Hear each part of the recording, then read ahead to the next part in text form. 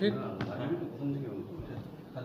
আপনারা জানেন যে আমরা একটি অভিযোগ পেয়েছিলাম যেখানে বলা হয়েছিল যে বাংলার শিক্ষা পোর্টাল বা তরুণের স্বপ্ন স্কিমে যে স্কুলগুলিতে বাচ্চাদের ট্যাবের টাকা দেওয়া হয়েছে, সেক্ষেত্রে কিছু জায়গায় কয়েকজনের বেশ কিছু স্টুডেন্টের অ্যাকাউন্টে সেই টাকা পৌঁছয়নি। সেই কেসে তদন্তে নেমে আমরা যেটা এখন পেয়েছি, ইনিশিয়াল যে ইনভেস্টিগেশনটা রয়েছে, আমি সেটা আপনাদের বলে দিচ্ছি যে এখনও অবধি যেটা দেখা যাচ্ছে যে আমাদের টিম কালকে উত্তর দিনাজপুরে সেখানকার লোকাল পুলিশের সাথে যৌথভাবে রেড করে 3 জনকে ধরেছে এবং প্রাথমিকভাবে এই 3 জনই এই যে আমাদের যে টাকাটা পৌঁছয়নি, যে সঠিক অ্যাকাউন্টে পৌঁছয়নি, এই ঘটনার সঙ্গে জড়িত রয়েছে। 3 জনকে আমরা ট্রানজিট রিমান্ডে আমাদের পূর্ব মেদিনীপুরে নিয়ে আসছি এবং তার পরবর্তীকালে সেই 3 জনের থেকে আমরা যে ক্লু পাবো সেই অনুযায়ী তদন্ত এগিয়ে চলবে।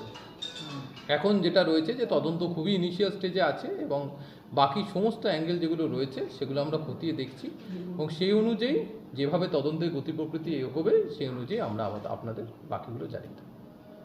3 জনকে যে ধরা হলো, মানে আপনাদের যে ডিটেকটিভ বললেন, সেটা কিসের ভিত্তিতে, মানে সেটা কি 3 জনকে যেটা বেসিসে, আবার আমি বলছি, যেহেতু তদন্ত আমরা শুরু করেছি, আমরা খুব গভীরে এটা এখন কিছু যাব না।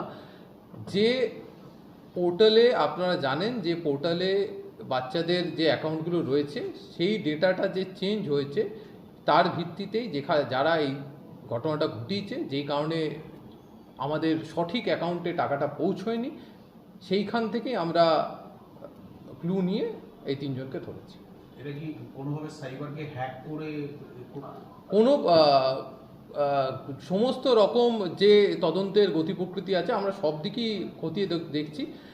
সাইবার অ্যাটাক বা সাইবার হ্যাক বা কিভাবে কি হয়েছে, কিভাবে পোর্টালে চেঞ্জ করা হয়েছে, আমরা সেগুলো খতিয়ে দেখছি। প্রধান শিক্ষকদের সঙ্গে অনেকের সঙ্গে কথা বললেন, অনেক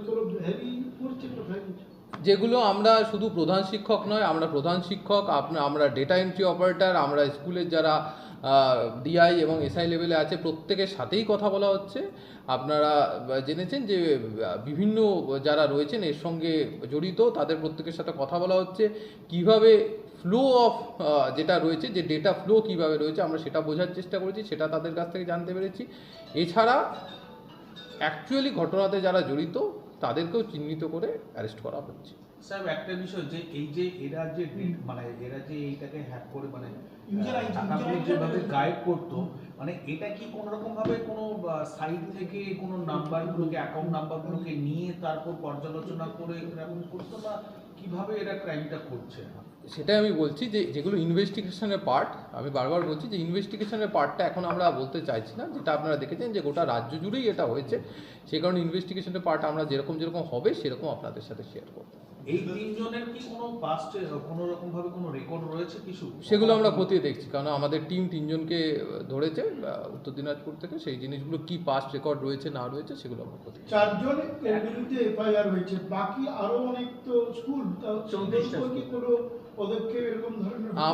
আমরা এখনো অবধি যেটা পেয়েছি, যেটা আমরাও যেটা স্কুল কর্তৃপক্ষদের কাছ থেকে জানতে পারছি, যে ডিআই সাহেবের কাছ থেকে আমরা ডেটাটা পাবো, সেই অনুযায়ী আমরা বলতে পারবো। এখন যেটা রয়েছে, যেটা 4টি স্কুল এবং সেই 4টি স্কুল এবং 65 জন যেটা প্রাথমিকভাবে হয়েছিল, আমরা তার পরিপ্রেক্ষিতে এই পদক্ষেপটা করেছি। সেটা স্কুল ডিআই সাহেবরা বলতে পারবে। গতকাল পর্যন্ত যেটা খবর যে আরো 34টা স্কুলের ক্ষেত্রে এরকম গরমিলের অভিযোগ পাওয়া হয়েছে।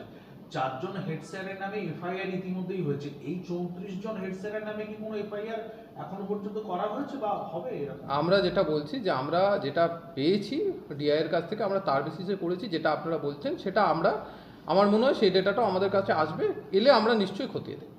স্যার, এই 3 জন যে অ্যারেস্ট হয়েছে পূর্ব মেদিনীপুরের যারা কেউ আছে এরকম, সেটা আমরা দেখছি কি আছে না আছে। ঠিক আছে, কিভাবে স্যার একটা জামতারা গ্যাংয়ের সঙ্গে এদের একটা সম্পর্ক রয়েছে, এরকম বিভিন্ন মহল থেকে এটা উঠে আসছে, সেরকম কি প্রাথমিকভাবে কোনো লিঙ্ক রয়েছে? প্রাথমিকভাবে এখনো আমরা কিছু পাইনি। প্রাথমিকভাবে যেখান থেকে আমরা অ্যারেস্ট হয়েছে সেখানেরই পেয়েছি, বাকি আমরা দেখছি। এদের কি মানে এরা কি করতো 3 জন? এরা কি কোনো ওই কম্পিউটারে কোনো ওই এই খুলে বসতো যাতায়াত সাইবারের ব্যাপার, কোনো ইয়ে ছিল না কোনো রকম ভাবে কম্পিউটারে দক্ষ বা ইঞ্জিনিয়ার এরকম কিছু রয়েছে?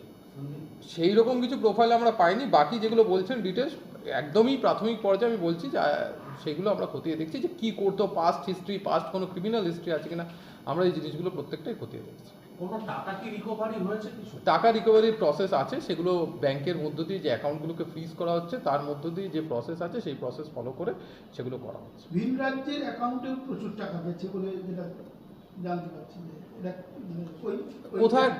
কোথাকার অ্যাকাউন্ট আছে আমরা দেখছি, যে অ্যাকাউন্টটি যেখানকারই রয়েছে সেই অ্যাকাউন্টে আমরা সেই অ্যাকাউন্টগুলো ফ্রিজ করে কীভাবে টাকাটা ফ্রিজিংয়ের মাধ্যমে তার পরবর্তী পদক্ষেপের মাধ্যমে আমরা টাকাটা ফেরত করানো যায় সেই ব্যবস্থা হচ্ছে। 11টার মতো স্কুল যদি গোটা রাজ্যে হয়, পূর্ব বর্ধমান আর আমাদেরটা বেশি, কিন্তু আমাদেরটা এবার আরো বেশি, এটা কতটা আমাদের কোনো কিছু এখানে গিয়েছিল মানে সেইটা দেখুন, সেটা আমরা বলছি তো প্রত্যেকটা যেটা স্কুল রয়েছে সেই কমপ্লেনগুলো আমরা ভেরিফাই করে সেই অনুযায়ী পদক্ষেপ।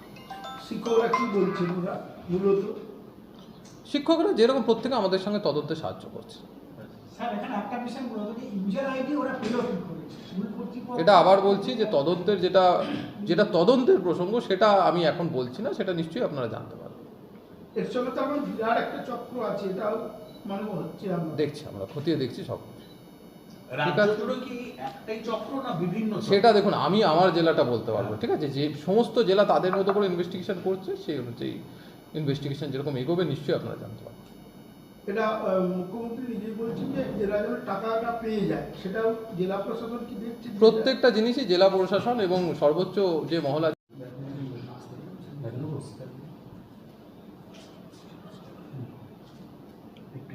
एक साइड